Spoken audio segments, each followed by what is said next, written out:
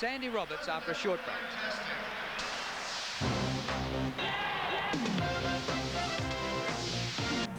The Essendon Football Club and its army of supporters have spent the day savouring their success in yesterday's grand final.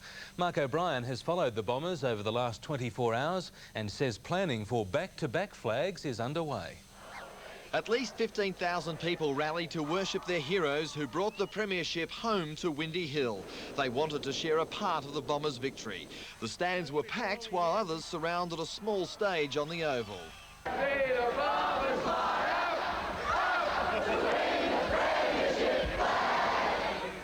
The players were treated like rock stars as they made their way through the throng. It's great to see everyone here today, and you know we won it for us, and we also won it for you. Thanks a lot. When Kevin Sheedy held the cup aloft, he nearly sparked a riot. The players were crushed by well-wishers after they were presented to the fans. Writer's cramp could become the major post-grand final injury. The huge reception at Windy Hill came after the euphoria of the night before for players, officials and supporters. This was the premiership the club did not expect to win.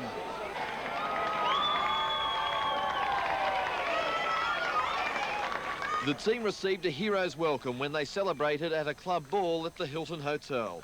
Oh, it's unbelievable. It's a dream come true. 20 years old when a premiership is really good. In years to come, they'll look back on this one and they'll realise how special it was. Essendon President David Shaw told the true believers that the baby Bombers had exceeded all expectations. We forecast that we would put things in place to win a premiership by 1995. Well, this young, fantastic team we have developed here has shot those plans to ribbons. We can only plan for back-to-back premierships.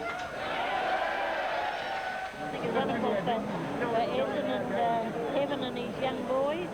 It's great. The crowd hung on every word from coach Kevin Sheedy. A year that possibly the Essendon Football Club stole the premiership, no doubt about that.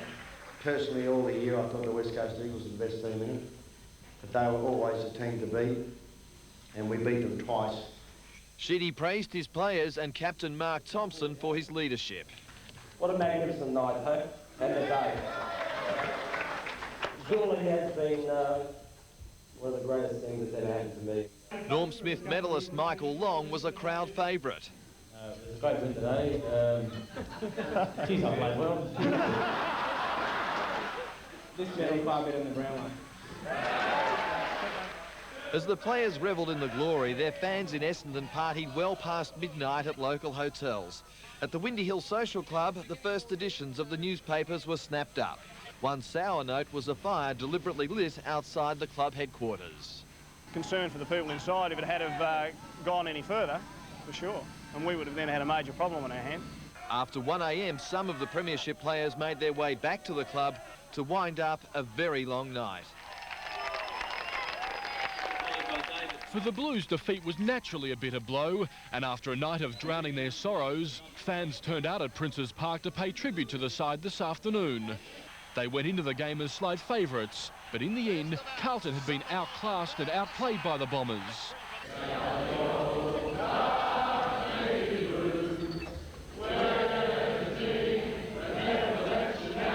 Just hours after the final siren, players were still coming to terms with the heartbreaking loss, as 600 die-hard Blues supporters packed into the Southern Cross Hotel ballroom. How are you feeling, mate?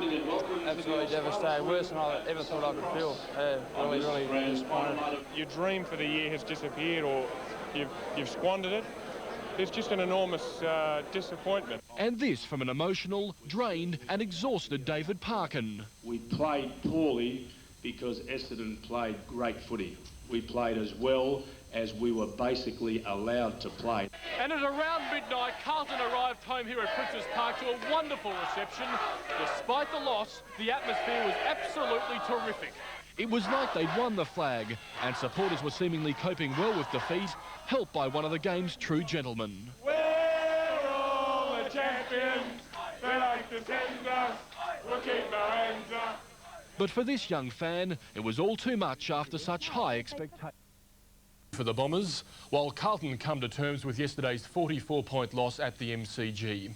Now Essendon is looking ahead to 1994, and next week coach Kevin Sheedy will hold a special meeting at the club to map out plans for a premiership defence next season.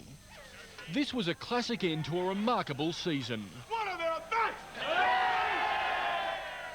Sitting in bed as a little kid, you always dream about this sort of thing, and now it's happened. If I wasn't so tired, I'd be happy, but I'm just so exhausted that I don't know what to feel. To be the captain, you know, to get up there and hold the cup to all the crowd and the players, it's just magnificent. From the start, the Dons asserted their authority on the game, and with Michael Long explosive out of the centre, the writing was on the wall for the Blues. 30 metres up! Oh, what play! Long's best on-ground performance and the Bombers' commitment paved the way for a sensational 44-point demolition job. There were few bright spots for Carlton, but Stephen Kernahan's 7 goals was nothing short of inspirational. Sticks was brutally frank about the Blues' efforts late last night. Essendon got the ball a hell of a lot more than we did, and obviously if you haven't got it, you can't kick goals, and that's